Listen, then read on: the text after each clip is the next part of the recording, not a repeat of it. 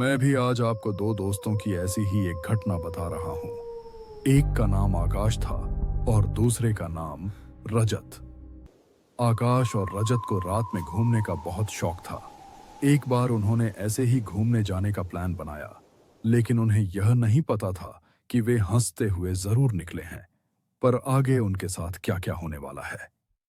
आकाश और रजत दोनों कार में बैठकर निकल गए। वे हाईवे पर आ गए। कार आकाश चला रहा था। हाईवे से जैसे ही उनकी गाड़ी आगे बढ़ी, फिर एक गांव का रास्ता आ गया। गांव सुनसान था। वे दोनों धीरे धीरे आगे बढ़े। तभी उनकी गाड़ी के सामने एक बूढ़ा आदमी आकर खड़ा हो गया। आकाश ने अचानक ब्रेक लगाया और बूढ़े आदमी से पूछा, दादा, आप कौन हो? यहाँ क्या कर रहे हो? मैं इसी गांव में रहता हूँ। तुम इतनी रात को कहाँ जा रहे हो? दादा, हम बस ऐसे ही घूमने जा रहे हैं। ठीक है, लेकिन इस गांव से आगे एक जंगल आएगा, वहां बिल्कुल रुकना मत। अगर रुक गए तो कभी घर नहीं जा पाओगे। क्या दादा? आधी रात को हमें ही मिले थे मजाक करने के लिए? ये कोई मजाक नहीं है, मैं बस तुम्हें सतर्क कर रहा था। फिर आकाश ने गाड़ी स्टार्ट की और वे धीरे धीरे आगे बढ़ने लगे। फिर उनकी गाड़ी कच्चे रास्ते पर जाने लगी। आगे जाकर उन्हें एक मोड़ मिला। वहां एक पुराना लकड़ी का बोर्ड था जिस पर लिखा था, यहां से आगे मत जाना। आकाश और रजत, जो ऐसे ही जगहों पर घूमने जाते थे, उन्हें थोड़ा डर तो जरूर लगा, लेकिन रजत ने कहा, जंगल देखने में तो ठीक लग रहा है, चल अंदर चलते हैं। थोड़ी ही देर में वे दोनों जंगल की गहराई में चले गए। चारों तरफ जंगल था और रास्ता इतना पतला था कि उनकी गाड़ी आगे नहीं जा सकती थी। तब आकाश ने रजत से कहा, अब तो गाड़ी आगे नहीं जाएगी, हम बाहर निकलते हैं और थोड़ा जंगल में घूम कर आते हैं। जैसे ही वे दोनों गाड़ी से बाहर निकलकर पैदल आगे बढ़ते हैं, अचानक उनके सामने एक औरत खड़ी होती है। उसने लाल रंग की साड़ी पहनी होती है। उसके लंबे लंबे बालों से उसका चेहरा पूरा ढका हुआ था और सिर थोड़ा झुका हुआ था। आकाश ने हिम्मत दिखाकर पूछा, आप कौन हो और इतनी रात को यहाँ क्या कर रही हो? आखिरकार तुम इस जगह पर आ ही गए। अब आकाश और रजत के बीच डर का माहौल बन गया था, लेकिन दोनों हिम्मत रखकर आगे बढ़ गए। थोड़ी ही दूर जाने के बाद वे दोनों जंगल के बीचों बीच पहुंच गए। तभी उन्हें दूर से किसी छोटे बच्चे के रोने की आवाज आई। आकाश और रजत के मन से सारा डर मानो एक बार में ही गायब हो गया। तो रजत ने आकाश से कहा, यार भाई, कोई बच्चा रो रहा है, हमें उसकी मदद करनी चाहिए। उस बच्चे की आवाज की तरफ बढ़ने लगे। धीरे धीरे वे उस जगह पहुंच गए जहां से बच्चे के रोने की आवाज आ रही थी, लेकिन वहां पहुंचते ही उन्हें कोई बच्चा नहीं दिखा। बस एक बड़ा सा पेड़ दिखाई दे रहा था।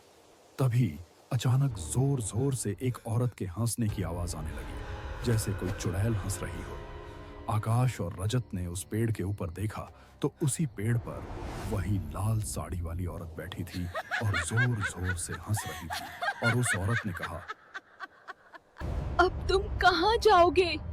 अब तो तुम मेरे घर आ गए हो। आकाश और रजत बहुत डर गए थे। दोनों एक साथ वहां से भागने लगे। भागते भागते वे जंगल की एक और सुनसान जगह पर आ गए। लेकिन जैसे जैसे वे आगे बढ़ते हैं, वे दोनों उस जंगल की ओर गहराई में जाते रहते हैं। थोड़ा आगे जाने के बाद उन्हें एक छोटी सी झोपड़ी दिखाई देती है।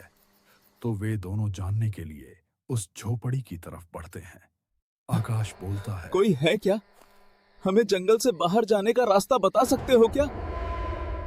रास्ते तो बहुत हैं, पर उन पर चलने वाले कभी वापस नहीं आते।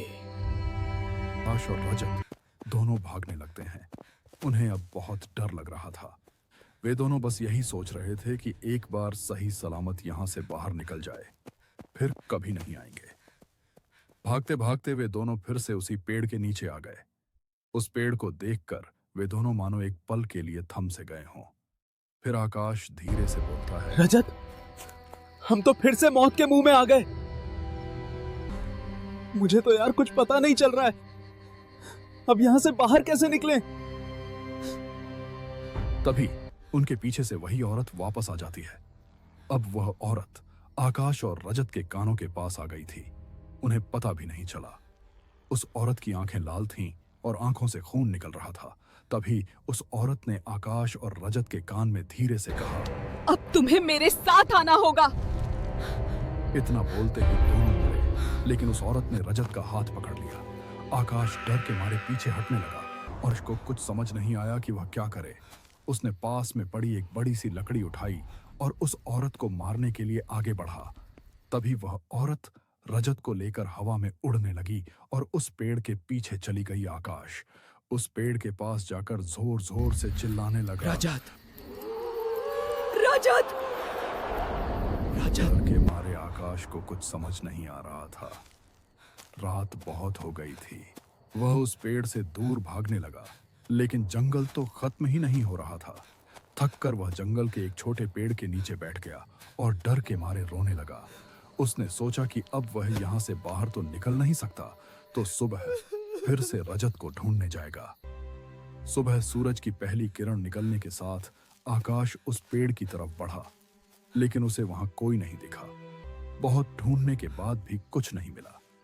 फिर वह धीरे धीरे वापस जाने लगा। उसने सोचा कि शायद झोपड़ी में रजत मिल जाए। जैसे ही वह झोपड़ी की तरफ गया, वहीं बाहर रजत बेहोश पड़ा था।